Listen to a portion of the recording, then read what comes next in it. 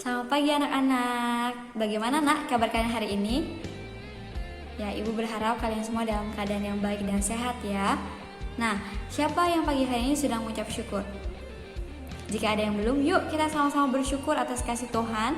Kalau pagi hari ini kita boleh bangun, kalian boleh menonton devosi ini. Kita bersyukur ya untuk anugerah Tuhan yang kita rasakan pagi hari ini. Nah, sebelum kita melakukan aktivitas kita, sebelum kita belajar, akan lebih baik jika kita mendasarinya dengan firman Tuhan, dengan merenungkan firman Tuhan. Nah, oleh karena itu, pagi hari ini kita akan devosi terlebih dahulu sebelum kalian akan belajar secara online.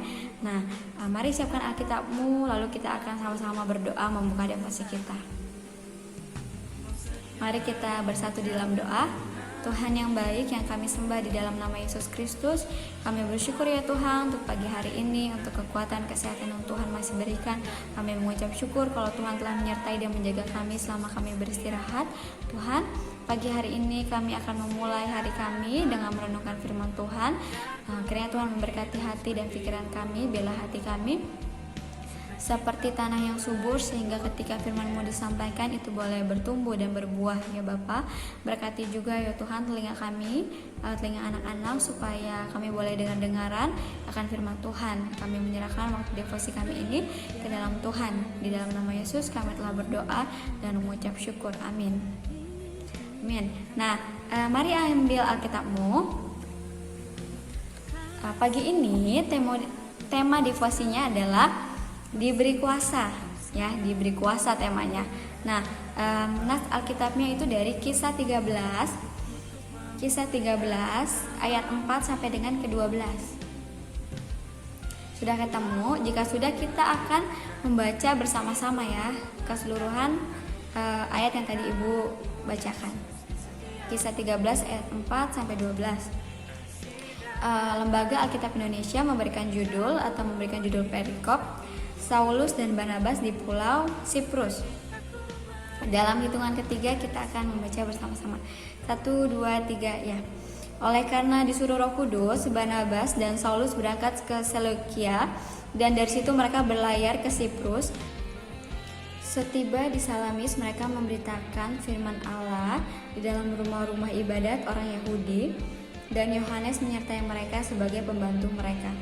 Mereka mengelilingi seluruh pulau itu sampai ke Pafos. Di situ mereka bertemu dengan seorang Yahudi bernama Bar-Yesus. Ia seorang tukang sihir dan nabi palsu.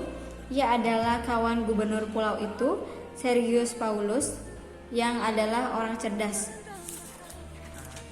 Gubernur itu memanggil Barnabas dan Saulus karena ia ingin mendengar firman Allah. Tetapi Elimas, demikianlah namanya dalam bahasa Yunani, tukang sihir itu menghalang-halangi mereka dan berusaha membelokkan gubernur itu dari imannya. Tetapi Saulus, juga disebut Paulus, yang penuh dengan Roh Kudus, menatap dia dan berkata, "Hai anak iblis, engkau penuh dengan rupa-rupa tipu muslihat dan kejahatan, engkau musuh segala kebenaran, tidakkah engkau akan berhenti membelokkan jalan Tuhan yang lurus itu? Sekarang lihatlah, tangan Tuhan datang menimpa engkau, dan engkau menjadi buta. Beberapa hari lamanya engkau tidak dapat melihat matahari." Dan seketika itu juga orang itu merasa diliputi kabut dan gelap, dan sambil meraba-raba ia harus mencari orang untuk menuntun dia. Melihat apa yang telah terjadi itu, percayalah gubernur itu, ia takjub oleh ajaran Tuhan.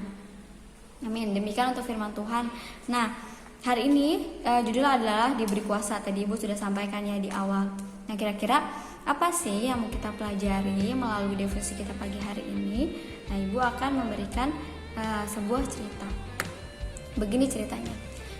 Jadi ada belasan anak muda yang dipersiapkan untuk menjadi relawan dalam memberitakan kabar baik ya, atau untuk memberitakan Injil Kerajaan Tuhan, untuk memberitakan kebenaran ya.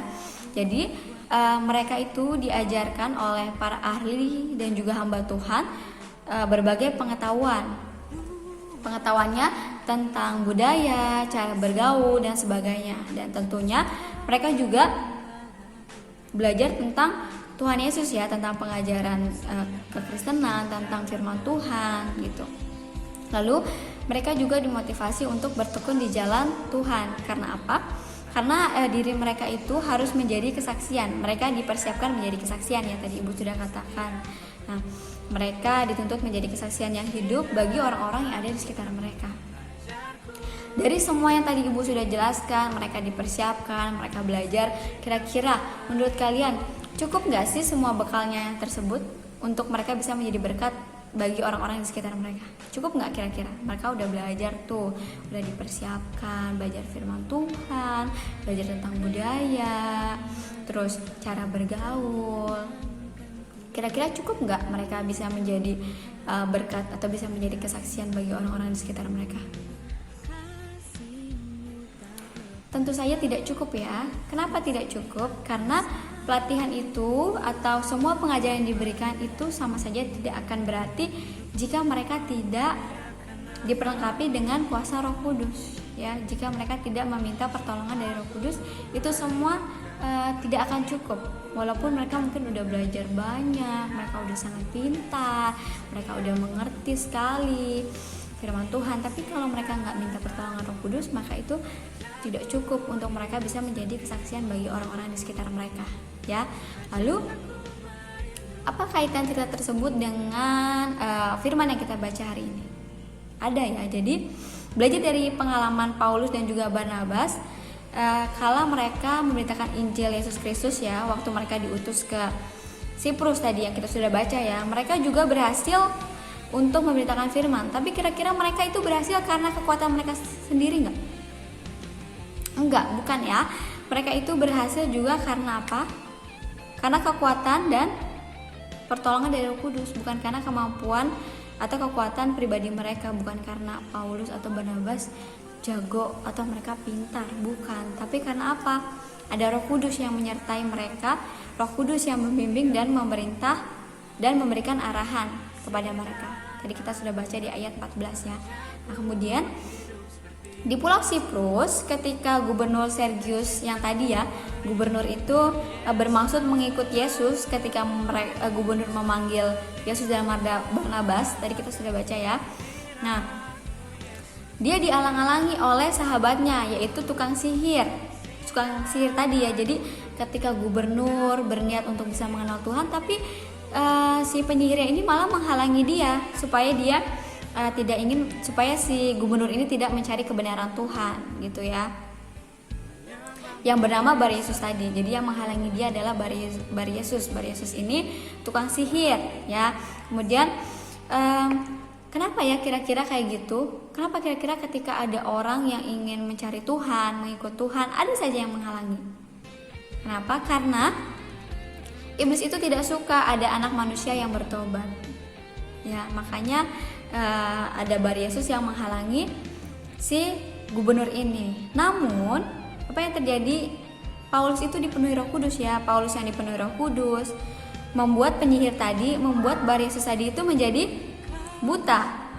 Tadi kalian baca ya, ingat ya yang kita sudah baca ayatnya, dia jadi buta, lalu dia harus meraba-raba untuk mencari orang yang untuk menuntun dia. Nah, akhirnya setelah Paulus membuat Bar Yesus, penyihir tadi itu buta, akhirnya gubernur itu pun percaya ya kepada Yesus, karena dia sendiri melihat, sang gubernur melihat bahwa Paulus ini dipenuhi Roh Kudus. Bahkan dia bisa membuat si Bar Yesus ini menjadi buta ya, karena dia berusaha untuk menghalangi. Jadi dari situ kita bisa lihat juga bahwa kuasa iblis itu bisa dikalahkan oleh Roh Kudus ya. Nah, kemudian bagaimana dengan kita? Kan kita udah baca nih cerita tentang pengalaman Paulus dan juga Barnabas ya. Kira-kira mereka menghadapi kesulitan nggak waktu mereka ingin memberitakan firman Tuhan? Pasti mereka menemukan kesulitan ya. Tadi kayak contohnya ada yang menghalangi, ketika ada orang yang ingin mengikut Tuhan, ada aja yang menghalangi. Betul ya, karena memang iblis itu tidak suka kalau melihat anak-anak Tuhan itu semakin dekat dengan Tuhan. Mereka tidak suka, iblis itu tidak suka ketika melihat banyak anak yang semakin mengasihi Tuhan, yang ingin orang-orang yang ingin mengikut Tuhan. Maka iblis akan melakukan berbagai cara untuk bisa mematahkan mematahkan orang-orang Kristen, ingin bisa menghancurkan keinginan kita atau kerinduan kita untuk semakin dekat dengan Tuhan. Nah, bagaimana dengan kita? Ketika kita menjadi anak Tuhan dan rindu membawa sesama kita untuk percaya kepada Tuhan, maka apa yang harus kita lakukan? Kita harus tetap mengandalkan Roh Kudus ya. Mungkin akan banyak masalah, akan banyak tantangan yang terjadi kayak cerita Paulus dan juga Barnabas. Tapi kita jangan pernah lupa bahwa bekal apapun yang kita punya, mungkin kita sudah jago memberitakan firman Tuhan, udah biasa. Mungkin di sini ada yang sudah biasa sharing firman Tuhan gitu. Udah punya keberanian dalam memproklamirkan atau dalam mengatakan Tuhan, dalam mengajak teman-teman untuk bisa beribadah, atau mungkin sudah merasa punya kekuatan untuk bisa melayani Tuhan. Tapi apakah itu yang utama? Bukan ya. Walaupun kita punya banyak kekuatan untuk bisa pelayanan, untuk bisa melayani Tuhan, tapi yang utama tetaplah peran Roh Kudus.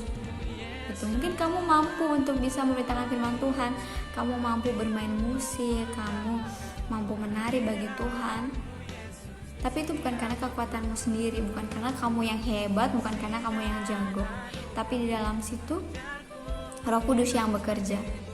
Nah, jadi firman ini, renungan kita pagi hari ini mengajarkan kita untuk kita terus menjadi pribadi yang rendah hati dan siap dipakai oleh Tuhan. Ya, jadi jangan pernah menganggap bahwa ketika kita bisa melakukan pelayanan, ketika kita bisa semakin dekat dengan Tuhan, ketika kita bisa mengajak orang lain untuk mengikut Tuhan, itu karena kekuatan kita sendiri, bukan ya nak, tapi itu adalah pekerjaan Roh Kudus, itu adalah peran Roh Kudus dalam diri kita. Nah, jadi biarlah kita mau dipakai dan biarlah kuasa itu terus bekerja di dalam hidup kita ya. Jangan pernah mengandalkan kekuatan kita, jangan pernah mengandalkan kemampuan kita sendiri, kehebatan kita sendiri. Kita perlu Roh Kudus gitu ya. Ibu tadi udah sampaikan ya di awal. Jadi kalaupun bekal kita banyak, kita pintar apa segala macam, kalau kita tidak mengandalkan Roh Kudus, maka itu tidak cukup. Tidak cukup kita untuk bisa menjadi kesaksian bagi banyak orang. Tidak cukup kita bisa memberkati banyak orang. Kita tetap perlu Roh Kudus dalam setiap hal yang kita punya, dalam setiap hal yang Tuhan percayakan di dalam hidup kita. Contohnya sekolah. Mungkin kamu pintar di dalam pendidikan, guru-guru mengenal kamu menjadi anak-anak yang sopan, guru kenal kamu tuh rajin kerjaan tugas. Tapi apakah itu karena kekuatanmu sendiri? Tentu bukan ya, itu kekuatan yang diberikan oleh Roh Kudus yang membuat kamu menjadi anak yang rajin, membuat kamu menjadi anak yang disiplin, membuat kamu menjadi anak yang sopan dan santun. Itu adalah peran Roh Kudus ya. Itu Roh Kudus yang bekerja dalam diri kita. Oke. Nah, Ibu berharap dari devosi ini kita bukan menjadi anak-anak yang sombong dengan kekuatan yang kita punya ya. Kalian bukan menjadi anak-anak yang sombong dengan kekuatan yang kalian punya gitu. Tapi kita semua dengan apa yang kita punya, dengan apa yang Tuhan percayakan kepada kita harus tetap meminta pertolongan dari Roh Kudus. Kita harus tetap meminta pertolongan dari Tuhan ya. Sekian devosi kita pagi hari ini. Mari kita bersatu di dalam doa. Tuhan, kami bersyukur sekali pagi hari ini kalau kami boleh merenungkan, mendengar firman Tuhan. Tuhan, ajar kami untuk menjadi anak-anak Tuhan yang terus mengandalkan Tuhan, bukan mengandalkan kekuatan kami sendiri, bukan mengandalkan kehebatan kami sendiri, tapi sungguh kami boleh bergantung kepada Tuhan dalam seluruh aspek hidup kami ya Tuhan. Kiranya Roh Kudus yang terus memampukan kami untuk terus bergantung kepada Tuhan dan mengandalkan kuasa Tuhan dalam setiap hidup kami. Hari ini kami akan belajar, Tuhan yang menolong kami, memampukan kami untuk belajar dengan baik, supaya anak-anakmu bisa fokus dan dengar-dengarannya Bapa. Terima kasih untuk setiap kebaikan dan anugerah-Mu ya Tuhan. Biarlah melalui setiap apapun yang kami lakukan, kami memuliakan Tuhan. Terima kasih ya Tuhan. Di dalam nama Tuhan Yesus kami telah berdoa dan mengucap syukur. Amin. Selamat belajar, Tuhan memberkati.